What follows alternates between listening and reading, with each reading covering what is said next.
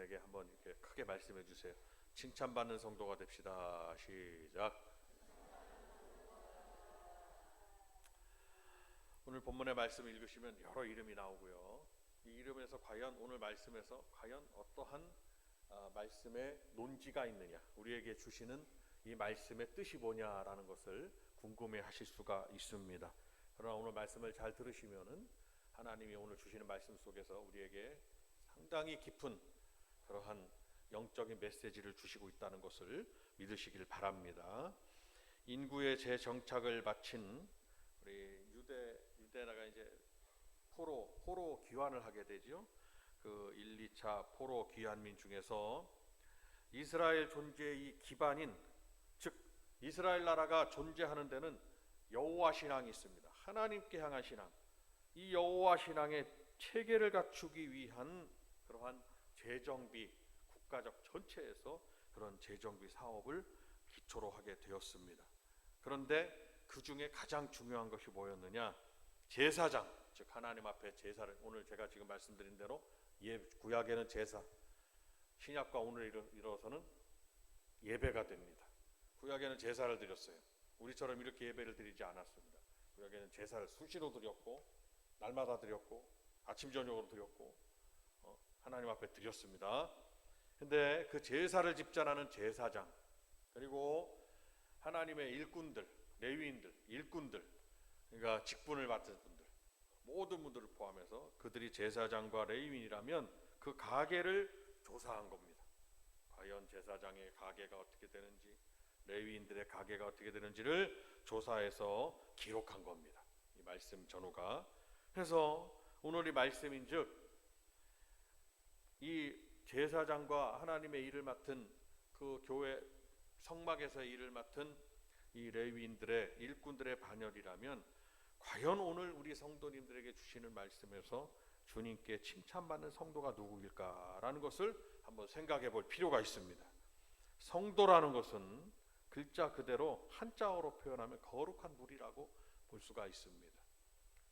그래서 거룩한 무리를 가만히 생각해 보니까 구약에서는 이 성도는 주로 하나님의 백성이, 그 백성들이 다 성도라고 지칭을 받았고, 신약에서는 구약의 이스라엘 백성들, 하나님의 백성들, 이스라엘의 혈연 관계를 가진 이스라엘 백성들뿐만 아니라 이방인 중에서도 이스라엘 백성들 된 분들이 상당히 많이 있습니다. 이스라엘 여인들과 결혼을 합니다. 그러면 이스라엘 백성이 되는, 이스라엘의 예법을, 종교적 예법을 따르면 이스라엘 백성이 되는 것입니다. 많은 이방인 가운데서도 혈통적으로는 이방인들도 있었지만 이스라엘 백성들이 된 분들이 상당히 많이 있습니다. 그러니까 그런 모두를 다 포함해가지고 이스라엘 백성이다 그러면 성도라고 하는 거죠. 구약에서는. 신약에서는 일반적으로 누가 성도냐? 그리스도 예수의 사람들이 성도라고 볼 수가 있습니다. 그런데 이 성도들은 누구냐? 바로 성도들은 하나님을 예배하는 사람이라고 볼 수가 있고, 이 성도들은 그리스도 예수의 제자들이 성도라고 볼 수가 있고, 우리 예수님의 형제들이 바로 성도라고 볼 수가 있다라는 것입니다. 특히 에베소서에서는 교회 안에 이 성도들이 다 모였잖아요. 그리스도의 제자이기도 하고, 우리가 주 안에서, 예수님 안에서 형제들이기도 하고, 그리고 무엇보다도 중요한 예배하는 자. 박수 한번 하면서 예배하는 자. 시작. 예배는 무슨 뜻을 가지고 있느냐? 예배는 하나님의 얼굴을 뵙는다는 뜻이 있습니다. 주일날 하나님 앞에 예배 드린다는 건 하나님의 얼굴을 뵙는다는 뜻이 있어요. 하나님께서 이런 표현을 자주 하시잖아요. 얼굴빛을 향하여 드사 그에게 복의 복을 더하여 주시고. 그런데 죄악이 얼굴을, 하나님의 얼굴을, 너희가 지은 죄 때문에, 우리가 지은 죄 때문에 그 죄가 하나님의 얼굴을 가리웠다 이렇게 말씀하고, 그러니까 하나님이 아무리 쳐다보시려고 해도, 아무리 우리를 바라보시려고 해도 죄가 하나님의 얼굴을, 우리가 지은 죄가 하나님의 얼굴을 가리웠다라는 말씀이 있습니다.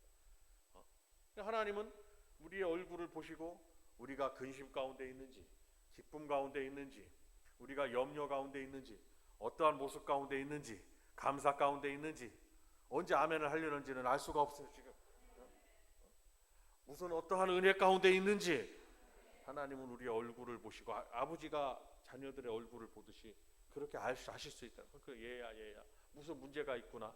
그러면 기도하면 내가 들어주리라. 구하면 찾게 되고 구하면 주게 되고 찾으면 찾게 되고 두드리면 열리게 해주리라.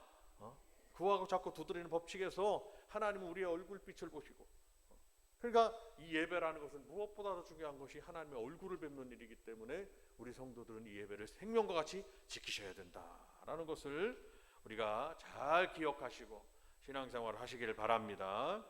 성도는 하나님을 예배하는 사람입니다. 지금 말씀드린 대로 더불어 말씀을 지켜 행하고 주의 명령을 따르는 예수님의 제자들입니다. 찬양의 사명도 있고 전도의 사명도 있고 그리고 또 가가지고 복음을 전파해서 그 가정의 파수꾼이 돼가지고 그 가정을 살리는, 어떠한 가정을 또 세워주는 그러한 역할도 하고 각양각색의 일들이 얼마나 많은지로 말할 수가 없어요. 예수님의 제자들이 행한 모든 일들입니다. 더군다나 가장 큰 일은 예수님의 제자들은 그러므로 너희로 가서 모든 족속으로 제자를 삼아 아버지와 아들과 성령의 이름으로 세례를 주고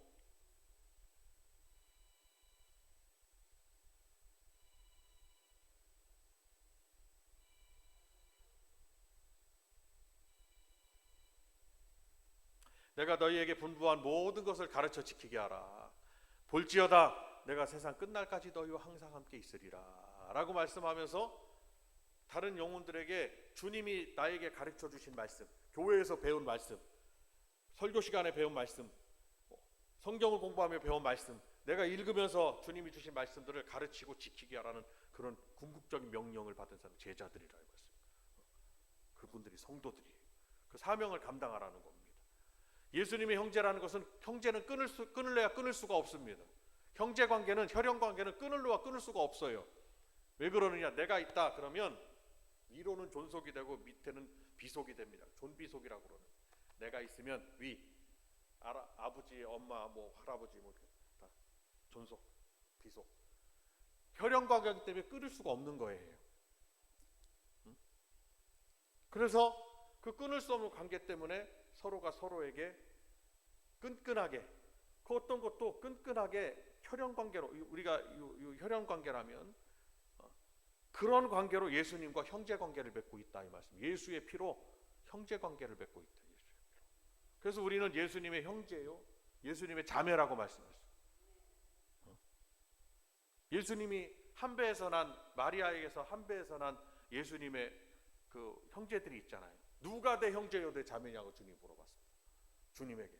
그것은 뭘 말씀하냐? 그들이 형제요 자매가 아니라는 것이 아니라 예수님은 우리 모든 성도들이 예수님 주 안에서, 예수님을 믿는 믿음 안에서 모두를 한 형제요 자매라고 주님이 인정하고 계시는 말씀이라 이 말씀입니다.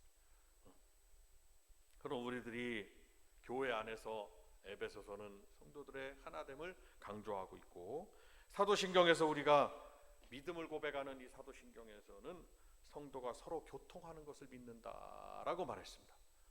우리가 서로 교통하는 거예요. 미워하거나 서로를 이렇게 배척하거나가 아니라 교통하는, 교통. 서로 통한다 이 말씀입니다. 그것은 영적인 소통을 말하고 영적인 교통을 말하고, 12제자들이 하나가 돼서 주님의 일을 감당한 것처럼 우리 성도들이 교통한다는 것은 서로가 서로에게 앙금이나 어떤 막힌 것이 없이 서로가 하나가 돼서 주의 일을 12제자들과 같이 감당해야 된다, 이런 뜻을 가지고 있는 거예요. 우리가 사도신경에서 이 말씀을 늘 고백하고 있어요.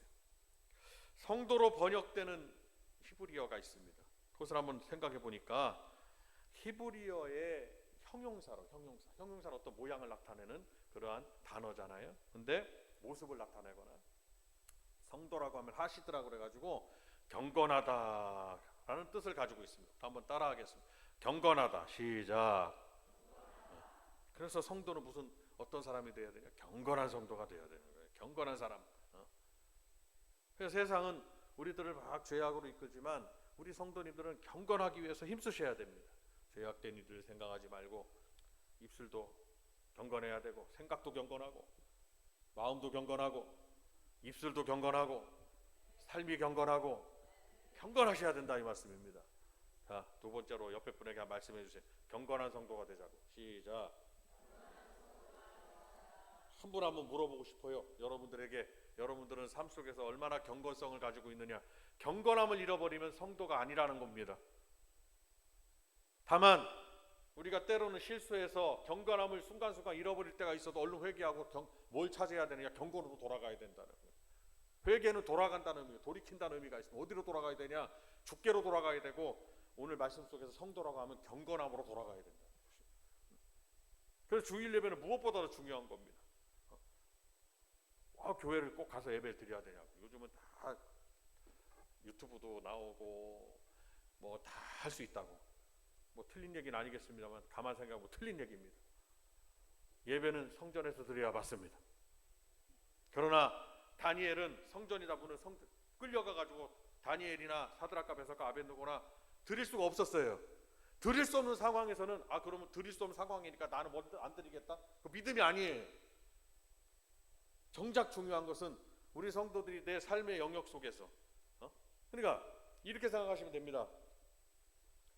이스라엘 광야에 있을 때 하나님 중심이라고 하면 성막 중심이었습니다. 그 성막에 12지파가 4지파씩 포진해 있었어요. 4지파씩. 그 12지파 가운데는 요셉의 지파, 요셉 지파 아들 두 아들 므낫세와 에브라임 지파가 레위 지파를 대신했습니다. 대신 에브라임도 대신했다. 레위 지파는 그렇게 전쟁에 나가거나 그러지 않았습니다. 주의 일만 했어요. 이렇게 형막에서 일만. 근데 중요한 것은 3지파씩 동서사방으로 성막을 중심으로 포진해 있었습니다. 한 중심에 있었고 삶의 환경이 거기 있었단 말이죠. 그리고 이제 가정에 이렇게 계실 때는 하나님 앞에 예배드리러 안 온다? 괘씸죄에 해당된다고. 괘씸죄로. 제가 봤을 때는 이거 어디까지나 이건 제 말입니다. 성경에 괘씸죄라는 건 없어요. 근데 제가 생각해 보니까 하나님이 괘씸하게 여기실 수가 있다는.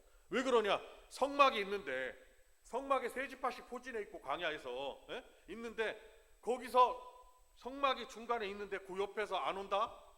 하나님의 얼굴을 뵈러 안 온다? 괘씸죄가 아니겠냐? 그러니까 여러분이 잘 한번 해석하고 생각해 보시길 바랍니다. 그러나 다니엘과 같이 끌려갔어요. 포로로 끌려가서 내가 여기 지금 이 성막에 하나님의 성막에 내가 올 수 없는 상황이에요. 그러면 잊어버리고 살이란 말이 아니에요. 더 절실해야 된다는 거예요. 하나님 앞에 더 절실해요. 그래서 다니엘이 어떻게 했습니까? 하루에 3번씩 예루살렘 성전을 향하여 자기의 처소에서 창문을 열고 하나님을 찬양하고 경배했더라 그랬습니다. 이것이 다니엘만 그랬겠냐고요. 다니엘 시대에 포로로 끌려간 성막에 나올 수 없는 성도들의 유대 백성들의 모습이었다는 거 대표적으로 기록해 놓은 거지. 그럼 우리 성도들이 우리 삶에서 그래야 됩니다. 꼭 성막 우리가 교회 이자 여기 없을 수 있습니다. 어디에 출타하실 수도 있고 어떤 일 때문에 어디에 가실 수도 있습니다. 그러나 우리 성도들의 중심에는 항상 뭐가 있어야 돼? 성막이 있어야 된다. 내가 섬기는 교회가 있어야 된다. 어디든지 가서 사모 영은 통하니까 육신은 멀리 있어. 육신은. 그러나 다니엘은 그의 영과 그의 마음과 그의 생각은 항상 어디에 있었느냐? 예루살렘 성전에 있었다는 것입니다. 우리 성도들도 그런 믿음을 가지시기를 바랍니다. 언제 어느 자리에 있든지 내가 섬기는 우리 교회 저도 마찬가지입니다. 저도 출타해서 어디에 있었든지 간에 항상 교회를 향하고 있습니다. 하나님의 종이니까 더 그러겠죠. 그러나 이 마음은 저나 같은 성도로서 목사님도 성도의 반열에 있습니다. 9가지 총회에서 성경에서 빗대어서 목회자들을 그리스도의 사신이요, 목자요, 목사요, 사도요, 하면서 성도요 하면서 정의해 놓고 있습니다. 하나 목회자도 성도의 성도의 무리 가운데 다 들어가 있습니다. 그리스도의 사신 들어가면서 하고 있습니다. 그러나 가장 중요한 의미가 뭐냐고 생각하냐면 저는 성도라고 생각합니다. 성도. 저도 성도, 여러분도 성도입니다. 성도라고 하면은 내가 섬기는 하나님의 이 교회, 우리 교회가 나에게서 다니엘과 같이 귀하셔야 된다는 것입니다. 헌신해야 되고, 오실 수 있으면 예배 드려야 되고, 내가 어떤 형편에 따라 가지고 어떤 상황이 있으면은 사모해야 되고, 이 모든 것을 하나님은 다 믿음으로 받으신다는 것을 믿으시길 바랍니다. 그래서 우리는 뭘 사랑해야 돼요? 주님을 사랑하듯 교회를 사랑하는 성도가 돼야 돼요. 한번 따라합니다. 주님을 사랑하듯 교회를 사랑해야 됩니다. 성도가 신앙생활을 잘하고 복을 받으려면 내가 섬기는 교회를 사랑하는 성도가 되어야 되는 거예요. 이 건물을 사랑하라는 말이 아니에요. 교회를 사랑해야 돼요. 복된 교회, 하늘에 기록된 우리 교회, 복된 교회, 교회를 사랑해야 돼요. 각 다른 교회도 다 마찬가지입니다. 자기가 섬기는 교회를 사랑하지 아니하고 어떻게 헌신이 있을 수 있으며, 어떻게 예배하는 자가 될 수 있으며, 어떻게 그 교회 가운데 성도의 무리가 될 수 있으며, 예수님의 제자가 될 수 있으며, 어떻게 예수님의 형제의 반열에 올라갈 수가 있느냐. 성도 여러분, 오늘 말씀을 잘 생각하셔서 주님께 칭찬 많은 성도가 되시길 바랍니다. 자, 우리 한 번 더 옆에 분에게 말씀하세요. 교회를 사랑하는 성도가 되자고. 시작. 할렐루야. 하시드가 있습니다. 경건하다는 겁니다. 그 다음에 두 번째는 카도시가 있습니다. 그냥 이거는 뭐냐면 여호와를 예배하는 성별된 자, 구별된 자라는 뜻을 가지고 있습니다. 우리는 구별됐죠. 세상과 구별된 자들입니다. 성별된 자, 거룩하게 구별됐다. 성별된 자들입니다. 세상 사람 같지 않아요. 우리는 천국에 속한 자고 하나님 나라 백성입니다. 대한민국 이 땅에서는 대한민국 백성이지만 우리가 궁극적으로는 우리 성도들은 하나님 나라 백성입니다. 얼마나 감사한지 몰라요. 그래서 믿는 자의 가정에 믿는 아기가 태어나는 것은 다른 것이 없습니다. 하나님 나라 자녀를, 그가 하나님 나라 자녀가 아예 뱃속에서부터 하나님 나라 자녀가 되는 거예요. 부모님들이 절대 막아야 되는 일이 뭐냐? 자녀들이 세상으로 가는 길을 막으셔야 됩니다. 그것은 하나님의 나라 백성에서 세상 사탄이의 백성이 되겠다고, 사탄이의 나라의 백성이 되게 그냥 부모님들이 그것을 그렇게 지켜보시는 거예요. 얼마나 안타까운 일이냐. 부모님들이 절대 기도하셔가지고 막아야 되는 일은 뭐냐? 자녀들이 하나님의 백성에서, 천국 백성에서 세상 백성이 되는 거 막아야 됩니다. 그래서 성도들의 가정, 모든 가정 식구들, 모든 자녀들의 이르기까지 복중의 새 생명까지라도 다 모두는 다 하나님 나라 백성인 것을 믿으시길 바랍니다. 살아계신 주님을 경배하는 거룩한 무리들인 우리 성도들이, 우리가 성도라면 과연 주님께 칭찬받는 성도는 과연 누구일까? 세 가지를 말씀드리겠습니다. 첫 번째, 하나님의 은혜에 감사하는 성도입니다. 한번 따라합니다. 하나님의 은혜에 감사하라. 시작. 오늘 말씀에서 저희가 그 형제의 맞은편에 있어 하나님의 사람 다윗의 명한대로 반차를 따라 주를 찬양하고 감사했다고 선포하고 있습니다. 반차, 여태까지 그 연례대로 해왔던 대로 차를 따라 다윗처럼 주를 찬양하고 감사했다고 선포합니다. 이는 하나님의 택하신 성도는 은혜에 감사하는 자임을 말해주는 겁니다. 다윗이 가장 많이 한 게 뭘까요? 시편 한번 읽어보십시오. 하나님 앞에 감사였습니다. 감사. 박수 한번 하면서 다 같이 우리도 감사. 시작. 오늘 이 시간에도 우리가 감사가 내 안에 충만하셔야 된다. 감사를 잃어버리면 모든 걸 다 잃는 거나 마찬가지예요. 모든 상황에 감사하셔야 됩니다. 모든 상황에. 내가 사망의 음침한 골짜기를 걸어가도 하나님이 나와 함께 하시니까 다윗은 감사하며 나가. 내가 죽음의 절체절명의 상황이 있을지라도 하나님이 나를 도와주시고 살려주실 줄 믿고 감사하며 나아갔다는. 그래서 무엇을 감사하냐? 하나님의 베푸신 은혜에 감사해야 된다. 감사는 우리 성도들의 신앙생활의 가장 큰 덕목이고 가장 큰 열매입니다. 그래서 아침에도 감사하고 점심에도 감사하고 저녁에도 감사하고 얼굴만 봐도 감사해야 돼요. 숨 쉬는 것도 감사하고, 내가 이렇게 맛있는 물 한 잔을 먹을 수 있는 것 같아요. 어떤 분을 보니까요, 병상에서 고통당하시는 환자분들을 보니까 하나님이 허락지 않으면 물 한 모금도 목에 안 넘어가. 밥은 고사하고 물도 못 넘기십니다. 우리가요, 몸이 좌뇌와 우뇌가 있잖아요. 축두엽이 있습니다. 우측두엽, 이쪽에 문제 생기면 이쪽이, 반대쪽 이쪽이 불편해집니다. 우측두엽 문제 생기잖아요. 전두엽, 후두엽이 있습니다. 이 안에 뇌입니다. 근데 참 신기하더라고요. 어떤 분이 뇌질환, 뇌졸중 질환이 왔어요. 뇌졸중은 뇌경색과 뇌출혈입니다. 뇌졸중은 타이밍이 그래도 괜찮아요. 뭐 출혈이 있다고 그래가지고 그럼 빨리 가가지고 어떻게 좀 하든지, 그것도 크게 터지면 동맥류에서 터지면 큰일입니다. 올라가는 데서 핏줄이 올라가는데 오르고 내려가잖아요. 올라가가지고 다 돌리고 내려오잖아요. 올라가는 데서 터지면 압이 좀 덜해요. 그래가지고 좀 수습이 가능한데 돌아가고 내려오는 데서 터지잖아요. 동맥류에서. 그러면은 의사가 손을 못 쓰더라고요. 뇌출혈도 위험합니다. 더 위험한 건 뇌경색이에요. 뇌경색은 피가 안 통해서 산소가 뇌에 3분이 공급되지 않으면 뇌는 죽습니다. 한 번 죽은 뇌는 회복이 어려워요. 그러면 뇌경색 환자분들은 그때가 빨리 되기 전에 얼른 뇌를 뚫어줘야 돼요. 그것을 골든타임 막 그러잖아요. 근데 중요한 것은요, 딱 사람의 몸이 이렇게 딱 반이 문제가 오니까 어디까지 문제가 오냐면 이 목젖 있잖아요. 목젖. 네? 그것도 하나님께서 그렇게 만들어요. 목젖에 우리의 이 목구멍 목젖에 신경이 살아있어가지고 물도 이렇게, 제가 대표로 한번 먹어보겠습니다. 아유, 이게 참 물이 얼마나 고소하고 맛있는지 몰라요. 네, 그래서 날마다 감사해. 이 물을 떠다 주시는 권사님에게. 주님이 부르신 날까지 물을 잘 떠다 주시길 바랍니다. 근데 물을 먹으면 이렇게 잘 넘어가야 되는데 물이 딱 반이 못 넘어가게 불편 그렇게 불편할 수가 없는 거예요. 물도 못 넘기는데 밥 못 넘깁니다. 참 희한하죠. 휘어가지고 얘하고 맛도 보고 꿀떡하고 넘겨야 되는데 이게 반이 마비가 와버리면 못 넘기는 거예요. 그러니까 내가 보니까 감사할 일이 한두 가지가 아니에요. 만약에 여러분들이 내가 좀 감사를 잃어버렸어요. 그러면은 전대병원에 중환자실을 한번 갔다 와. 가셔가지고 얼마나 많은 분들이 고통을 당하고 있는지를 눈으로 보면 내가 오늘 일어나서 감사하고 숨 쉬어서 감사하고. 왜 아멘 안 하신지 모르겠네. 나는 뭐 너무 감사가 되던데. 감사할 일이 너무 많습니다. 우리의 이 건강의 부분도, 물질 부분도 마찬가지예요. 하나님이 다 주셔서 빚지고 살면 안 됩니다. 빚지고 얼른 빚이 있으면 얼른 그 빚을 빨리 갚도록 하나님 앞에도 기도해야 됩니다.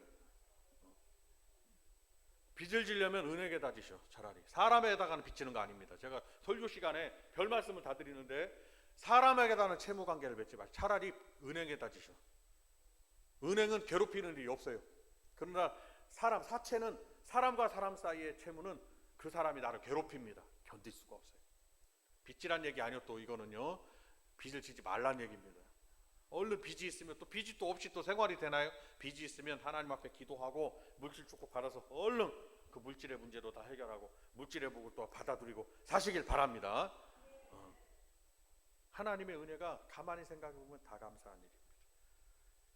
감사하는 성도만이 하나님의 더 크신 은혜가 그에게 찾아오게 돼 있어요. 더욱 감사하는 성도가 되시길 바랍니다. 이 성도가 칭찬받는 성도가 돼요. 두 번째는 자신에게 맡겨주신 일에 충실하는 성도가 되어야 됩니다. 충실. 그가 신실함을 가지고 열심을 다하는 거예요. 충실이라는 건 자기 열심이 아니에요. 하나님이 주시는 마음입니다. 교회는 자기 열심을 가지면 시험에 드실 확률이 많아요. 왜냐?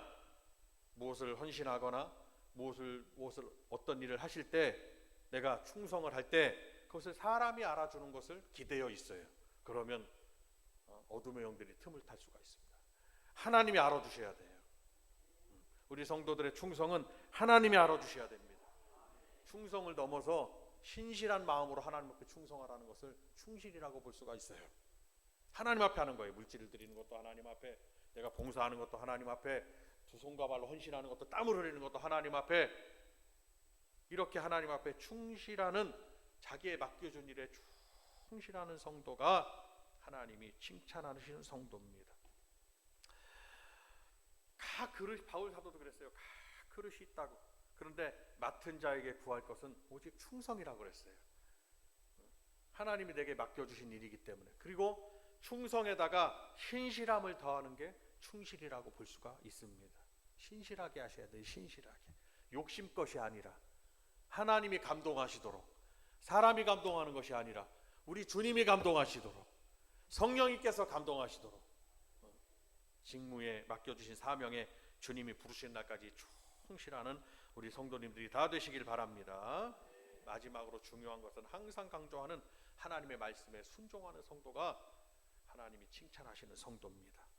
오늘 이 모든 사람들이 읽으신 뭐 여기 사람들이 쭉 나오죠. 이름들이 누구 이름 생전 발음도 어려운 이름들입니다.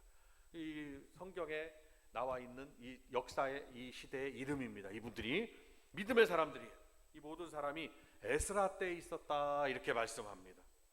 이는 그들이 택함을 받은 직분자로서 말씀에 순종하는 성도의 모습을 보여준다고 볼 수가 있습니다. 근데 이름을 읽을 때는 어떤 의미가 없지만 지금 설명을 들으시면 참으로 아름다운 직분자의 모습, 말씀에 순종하는 성도의 모습을 가졌기 때문에 성경에 이름이 올라간 거예요. 얼마나 위대한 사람이냐 들리자 이 말이죠. 하나님께서 가장 기뻐하시며 연락하시는 신실한 성도들의 모습이라고 볼 수가 있습니다. 에스라 때 있었다. 이는 겸손과 함께 우리 성도들의 최고의 덕목이 뭐냐? 바로 그것은 하나님의 말씀에 순종하는 겁니다. 막 믿고 따르고 하나님 말씀을 지켜 행하는 겁니다. 베드로 사도는 첫 번에 제일 먼저 주님에게 부름을 받았을 때 주님이 그의 뭐를 시험하셨나요? 밤이 맞도록 그물을 내려서 고기를 잡았는데 한 마리도 못 잡았어요. 근데 거기에 상황과 그 갈릴리 호수에 자기의 삶의 일터기 때문에 어부기 때문에 너무 환경을 잘 알겠죠. 물때도 잘 알고 고기가 언제 나오는지도 잘 알고 산란기도 잘 알고 한 마리도 못 잡았습니다. 아침에 툭툭 털고 이제 나왔는데 누가 있습니까? 주님이 계십니다. 생전 처음 보는 분이에요. 주님이 뭐라고 그러셨어요? 말씀을 전하신 후에 주님이 거기에서 말씀을 전하셨어요. 그런 다음에 깊은 데로 가서 그물을 내려라 라고 말씀했습니다. 무슨 말씀을 어떻게 전하셨는지는 우리는 잘 알 수는 없습니다. 그러나 주님의 말씀은 권세가 있었을 것이고 믿음을 주시는 말씀이 있었을 것이고 사람이 웬만한 선생님이 하시는 말씀이 아니었을 거란 말이에요. 주님 말씀. 베드로가 생전 생면부지에 주님의 얼굴을 처음 뵙지만 주님의 말씀을 듣고 그에게는 뭐가 들어갔느냐? 믿음이 들어간 겁니다.